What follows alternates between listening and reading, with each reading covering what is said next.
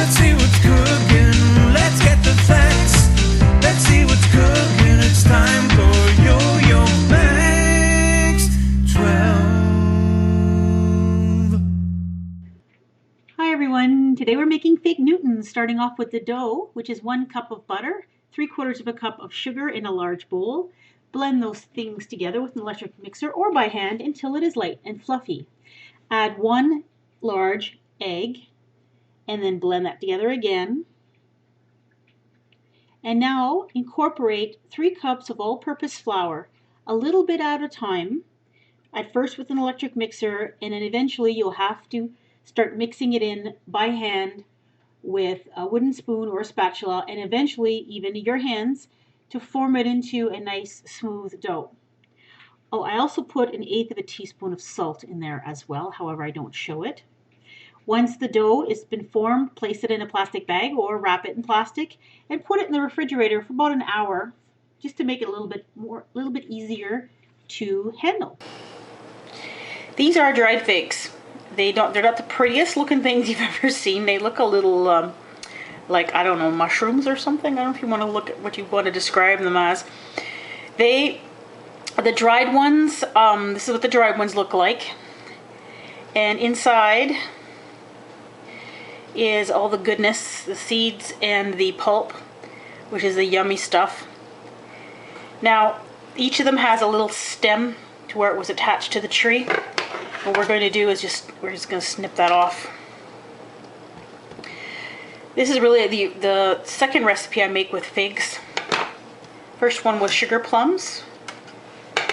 And I had lots of leftover figs because I had to buy a big package at the grocery store, so I decided to try to do something with them. And I like fig Newtons, so I thought I'd try to make my own. So trim off all the stems to the figs. You're going to need 40 of them, which is about a pound for this recipe.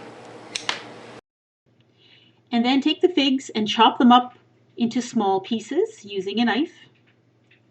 And if I could do this again, I would chop them up even finer than what I actually show in this video, and later on you'll see why. Put them in a large pot. Add to the figs 1 cup of water, the juice of 1 lemon, which is about 1/2 cup, and 1/2 cup of granulated sugar. Cook the figs over medium-low heat, and the liquid will start to simmer. The figs will cook, they'll get a lot softer. The liquid will be absorbed by the figs, and it'll also evaporate a little bit. So cook it for about 10 minutes until most of the liquid is absorbed or evaporated and the figs are tender. Then you're going to set this aside to cool.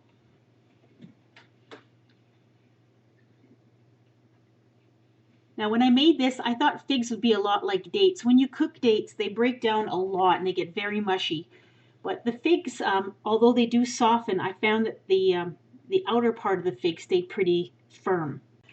Now you can divide your dough ball into 4 pieces.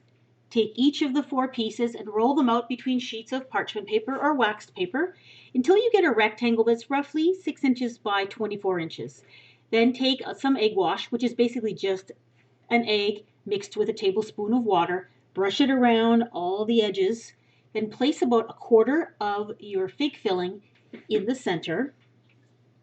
And then fold up both long sides and then fold up the short ends. Just trying to get a nice seal. And then gently roll it onto a cookie sheet that's been covered in waxed paper or with a silicone mat or that's been greased. And then use some more of that egg wash by brushing it on to the tops of the bars, just to give them a nice golden color when they're cooked. Then you're going to bake these at 350 degrees. The recipe calls for 15 minutes, but I found it took more like 25 minutes. Because I do have an insulated cookie sheet, which I think that makes a big difference. You basically want the dough to be cooked and to be nice and golden brown all over. And once they've cooled off a bit, just slice them into bars. And there you go, you've got fig Newtons. Now, these tasted very much like the fig Newtons that you buy at the store. However, I found that because I didn't cut the figs into small enough pieces, there were large chunks of fig that would kind of come out when you bite into the bar. So when I make these again, I will most certainly cut the figs into smaller pieces. Otherwise, they taste great, and everyone who tried them enjoyed them. Give them a try.